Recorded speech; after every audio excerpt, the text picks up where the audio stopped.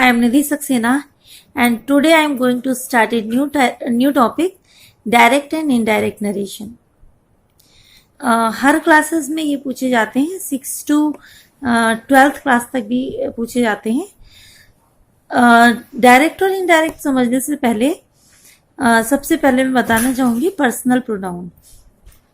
Personal pronoun क्या है?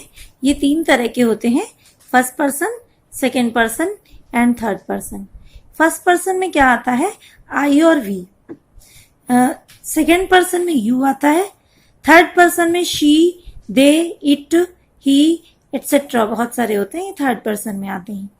तो आई ये सब्जेक्ट है, सब्जेक्टिव केस है. इसका ऑब्जेक्टिव केस क्या होगा? मी. मीन्स अगर आई का अगर हम ऑब्जेक्ट बनाए तो वो क्या हो जाएगा? मी. और इसका पॉजेसिव केस है माई या माइन. इसका मतलब होता है मेरा. वी का ऑब्जेक्ट होता है अस एंड इसका पॉजेसिव केस होता है आवर और आवर्स. सेकेंड पर्सन यू का ऑब्जेक्ट यू ही रहता है and your and yours possessive case है. थर्ड पर्सन ही का object him and possessive case his. She का object her and possessive case her और हर्स दोनों होते हैं. दे सब्जेक्ट है और इसका ऑब्जेक्ट देम एंड इनका possessive case their and theirs होता है. इट का ऑब्जेक्ट इट रहता है एंड इसका पॉजेसिव केस इट्स होता है. ये पूरी टेबल जो ये आपके काम आएगी, चाहे डायरेक्ट से इनडायरेक्ट बनाए उसमें भी या एक्टिव से पैसिव बनाए उसमें भी इसका यूज होता है.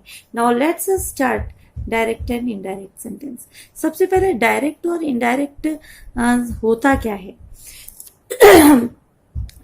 इन 2 सेंटेंसेस के माध्यम से बताना चाहेंगे. डायरेक्ट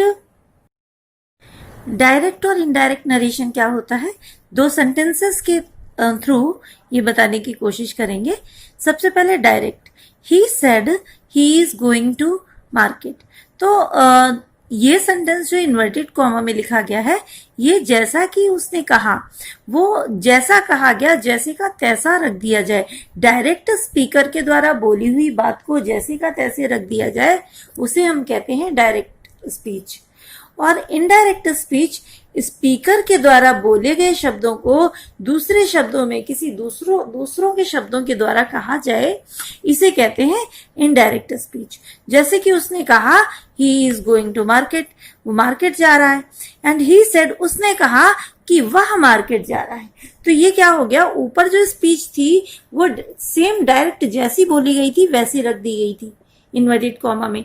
और जब चेंज किया गया तो जो इनडायरेक्ट स्पीच में कर दिया गया उसे दूसरों के शब्दों में रख दिया गया कि उसने कहा कि वो जा रहा था. Now some rules to change from direct to indirect speech. सबसे पहले पहला रूल है remove comma and inverted commas. सबसे पहला रूल यही है कि जब हम डायरेक्ट से इनडायरेक्ट में चेंज करते हैं तो सबसे पहला जो चेंज है वो हम जैसे ऊपर देख रहे हैं कि कॉमा, सिंगल कॉमा लगा है और इन्वर्टेड कॉमा लगा है. तो जब पहला रूल यही है कि जब हम डायरेक्ट से इनडायरेक्ट में चेंज करते हैं तो इस कॉमा और सिंगल कॉमा को रिमूव कर देते हैं, इन दोनों को हटा देते हैं. दूसरा रूल लिखा है use conjunction that to join 2 clauses. जैसा कि आपको पता है कि ये 2 क्लॉज हैं, अलग अलग सेंटेंस नहीं है क्योंकि यहाँ पे कॉमा लगा था. अगर फुल स्टॉप लगा होता तो ये 2 अलग अलग सेंटेंस हो जाते. एक मेन क्लॉज था, दूसरा सबऑर्डिनेट क्लॉज है. तो क्योंकि अब अगर हम कॉमा और इन्वर्टेड कॉमा हटा देंगे तो इनको हम जोड़ेंगे कैसे? और इनको जोड़ने के लिए क्या किया जाता है? यूज किया जाता है कंजंक्शन दैट का. In simple sentence, in assertive sentences only.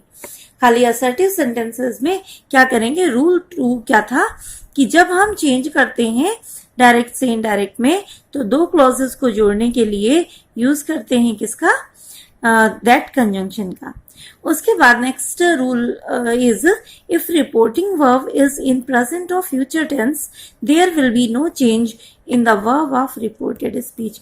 सबसे पहले रिपोर्टेड स्पीच और रिपोर्टिंग वर्ब और रिपोर्टिंग क्लॉज भी समझना जरूरी है. ये ही सेड ही सेड क्या है, ये रिपोर्टिंग क्लॉज है। जो क्लॉज इन्वर्टेड कॉमा के बाहर होता है, जिसमें स्पीकर को इंडिकेट किया जाता है, वो रिपोर्टिंग क्लॉज होता है। और इसका वर्ब सेड क्या है, रिपोर्टिंग वर्ब है।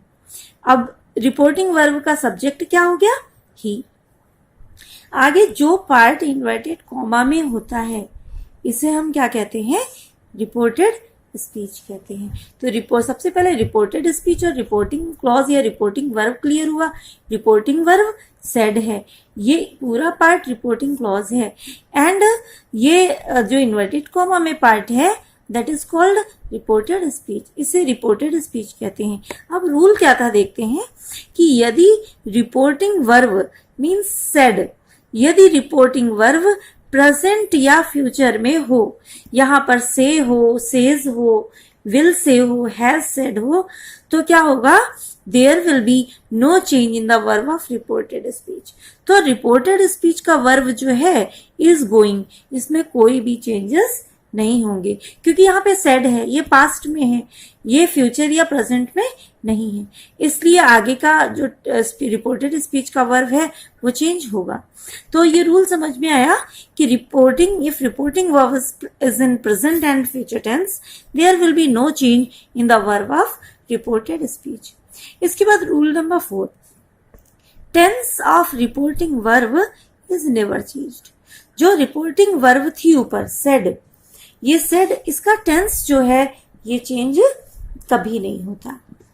इस रिपोर्टेड स्पीच का टेंस चेंज होता है, लेकिन जो रिपोर्टिंग वर्ब है इसका टेंस चेंज नहीं होता।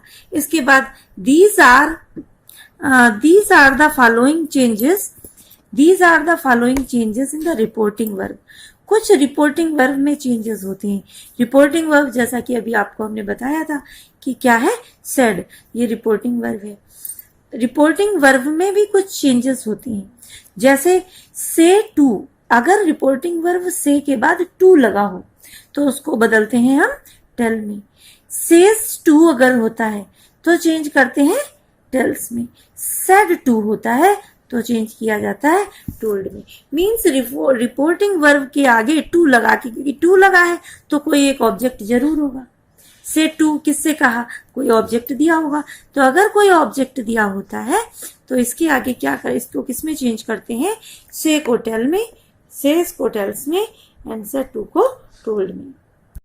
Number 5, rule number 5, when reporting verb is in past tense. अभी रिपोर्टिंग वर्ब जैसे ही सेड लिखा था वो यदि पास्ट टेंस में हो, ऊपर जो रूल था कि रिपोर्टिंग वर्ब या अगर प्रेजेंट और फ्यूचर में है then there will be no change. लेकिन अगर रिपोर्टिंग वर्ब पास्ट टेंस में है तो there will be following changes in the verb of reported speech. Following changes जो होंगे रिपोर्टेड स्पीच में। अब हम ये बताने नहीं जा रहे कि प्रेजेंट इंडेफिनिट को पास्ट में चेंज करेंगे। यहाँ पे कुछ वर्ब्स लिखी हैं, किस वर्ब्स को किसमें कौन सी वर्ब में चेंज किया जाएगा। There are 4 types of tenses in present tense, as present indefinite, present continuous, present perfect and present perfect continuous।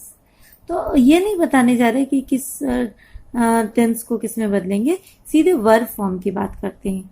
देखिए वर्ब की फर्स्ट फॉर्म के साथ एस या ईएस लगा हो, जैसे गो है, गो में ईएस लगा है, गोज, वर्ब की फर्स्ट फॉर्म है। इसको चेंज करेंगे किसमें, वर्ब की सेकेंड फॉर्म में, वेंट हो जाएगा। ठीक है, ये रिपोर्टेड स्पीच की वर्ब में चेंजेस होंगे। अगर रिपोर्टिंग वर्ब पास्ट टेंस में है तो रिपोर्टेड स्पीच के वर्ब में ये चेंजेस आते हैं। फिर is going, is am are है, अगर is am are and verb की first form with ING is changed into was verb plus first form of the verb with ING. For example is going है, then you will change it into was going। Present perfect tense has, have plus third form of the verb, it changed into had plus third form of the verb। means has, have is changed into had। for example has going, अगर verb दिया है, it is wrong, going नहीं होगा, यहाँ पे gone होगा। had gone, has gone and had gone. Has gone will change into had gone. And then present perfect continuous tense, has, have plus been plus first form of the verb with ing. It changed into had plus been plus first form of the verb with ing. Example दिया है, has been going. You will change it into had been going. बहुत थोड़ा सा minor सा difference है. देखिए verb की first form को आपको चेंज कर देना है किसमें, वर्ब की सेकेंड फॉर्म में. is am are you will change into was were, and has have you will change into had. इसमें फोर्थ में भी you will change has have into had. Now we shall talk about past tense. past tense में क्या होता है, past indefinite. Past indefinite की verb form क्या होती है, second form of the verb, as went, and you will change it into had plus third form of the verb. Means went will change into had gone. Verb की second form को had और verb की third form में change करते हैं, went को had gone में बदल देते हैं. And past continuous tense, was were plus first form of the verb with ing is changed into had been plus verb first form with the ing. as was going दिया है, बस छोटा सा fact है, you will change was were into had been. बस इतना सा याद रखना है कि was were को किस में चेंज करना है आपको, had been में. कुछ नोट्स लिखे हुए हैं. Past perfect tense, past perfect tense and past perfect continuous tense are not changed. ये जो past perfect tense है, जैसे had gone दिया हो, had gone change नहीं होता. past perfect continuous tense had been going, ये भी change नहीं होता. Now some other changes as will और shall को हम change करते हैं किसमें, would and should में. can is changed into could. may को change करते हैं might में. कुछ एक्सेप्शन भी है कि कहां पर हम चेंज नहीं करते.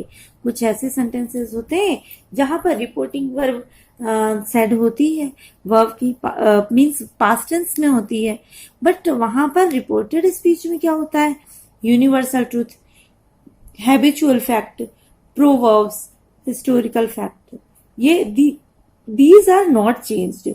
यूनिवर्सल ट्रूथ मीन्स सार्वभौमिक सत्य जिसे सभी व्यक्ति सच मानते हैं, इसे चेंज नहीं करते. हैबिचुअल फैक्ट होते हैं जो आदत के अनुसार जो आदतें होती हैं, जो सेंटेंस आदत को शो करते हैं, उन्हें नहीं बदलते. प्रोवर्ब कहावत जो होती हैं उन्हें नहीं चेंज करते.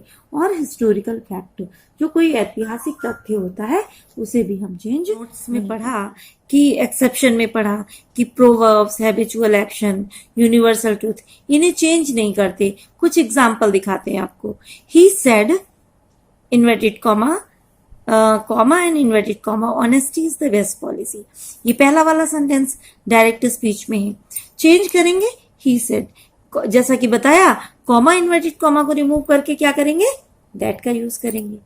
And honesty is the best policy, ईमानदारी जो है एक अच्छी पॉलिसी है, ये एक कहावत है, तो कहावत को हम चेंज नहीं करेंगे. भले ही इधर यहाँ पर रिपोर्टिंग वर्ब सेड है, लेकिन उसके बाद भी हम इधर रिपोर्टेड स्पीच के वर्ब को चेंज नहीं करेंगे.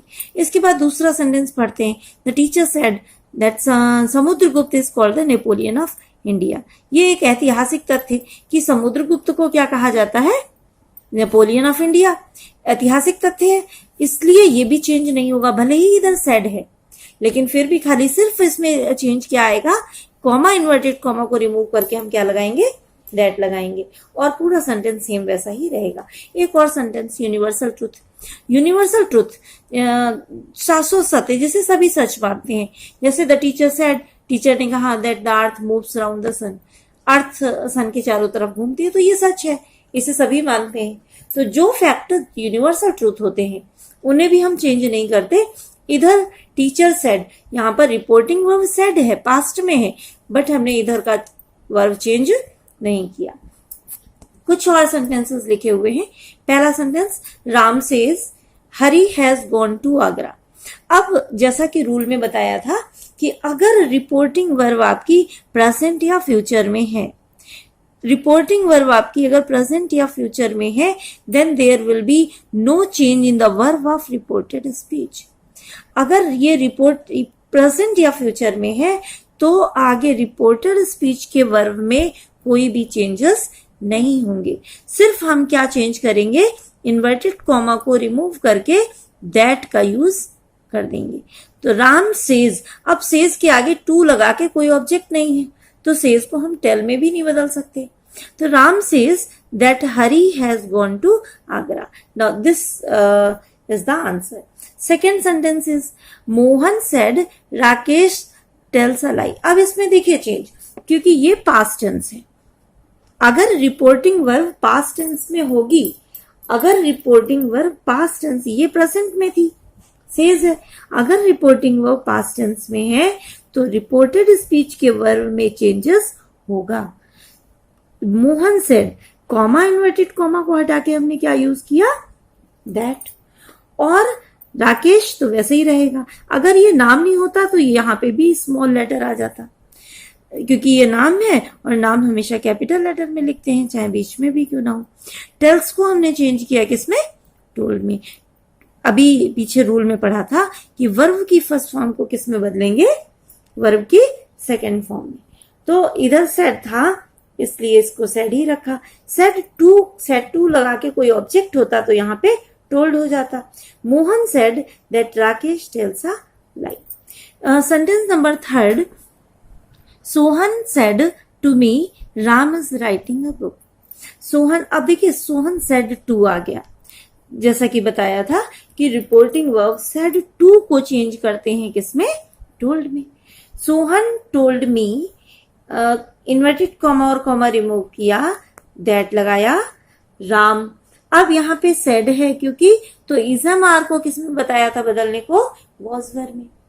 तो यहाँ पर राम के अकॉर्डिंग क्या आ जाएगा, वर्ड तो आएगा नहीं क्योंकि यहाँ पर एक व्यक्ति है खाली, इसलिए Ram was writing a book. Sentence number 4 पढ़ते हैं। Sohan said she has completed her work. Sohan said, अब यहाँ पे टू नहीं है तो यहाँ पे सेड का सेड ही रहने देंगे।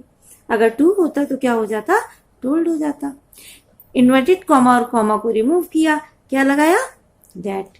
एंड क्योंकि यहाँ पे पास्ट टेंस है इसलिए हैज हैव को हम किस में चेंज करेंगे, according to the verb had में। हैज हैव को किस में चेंज करते हैं, हैड में। तो बस सेंटेंस चेंज हो गया। Sohan said that she had completed her work. Next sentence is sentence number 5, he said that horse had died in the night. He said that the horse died in the night. Sentence said to नहीं है इसलिए said को said में ही said ही रहने देंगे। Inverted comma comma remove करेंगे, that का use करेंगे। हॉर्स, द हॉर्स, देखिए यहां पर कैपिटल था टी, यहां पर हम टी कैपिटल नहीं बनाएंगे क्योंकि हम सेंटेंस को दोनों को जोड़ रहे हैं। तो द हॉर्स डाइड वर्ब की सेकेंड फॉर्म है। पता है वर्ब की सेकेंड फॉर्म को किस में चेंज करते हैं, हैड प्लस वर्ब की थर्ड फॉर्म। तो क्या हो जाएगा, had died, had plus verb की थर्ड फॉर्म आ गया। तो इसको चेंज कर दिया हमने हैड और डाइड में। डाइड को किस में बदला, हैड डाइड में। The horse said that he said that the horse had died in the night. Next sentence, I said the students were learning there lesson. He said that students were learning there lesson. अब क्योंकि said to है नहीं, अगर said to होता तो यहां पर told होता। सेड का सेम वैसे ही सेड रहने देंगे, कॉमा इन्वर्टेड कॉमा हटाएंगे, दैट का यूज करेंगे। द स्टूडेंट्स, यहाँ पे देखिए कैपिटल है क्योंकि अलग अलग सेंटेंसेस जैसे थे, लेकिन इसको क्योंकि हम जोड़ रहे हैं तो इसको हम स्मॉल कर देंगे। द स्टूडेंट्स, पीछे आपको बताया था वॉज वर्ब को चेंज करते हैं किसमें, हैड बीन में। बस वर्ब फॉर्म आपको याद करनी पड़ेगी। वर्ब को किस में चेंज करेंगे, हैड बीन में। तो had been learning their lesson, same ऐसे ही रहेगा। नेक्स्ट और last sentence, I said I shall play. तो अब ये क्या है, शैल को सेड ही रहने देंगे। अगर टू होता तो टोल्ड होता। तो I said inverted comma remove करके दैट लगाएंगे एंड शैल को चेंज करेंगे किसमें, शुड में। I said that I should play. इतना आज के वीडियो में इनफ है। और नेक्स्ट आगे के सेंटेंसेस समझने के लिए, आगे के रूल समझने के लिए आप वीडियो 2 देखिए, इस वीडियो का पार्ट 2 देखिए। अगर वीडियो पसंद आया तो लाइक एंड सब्सक्राइब जरूर।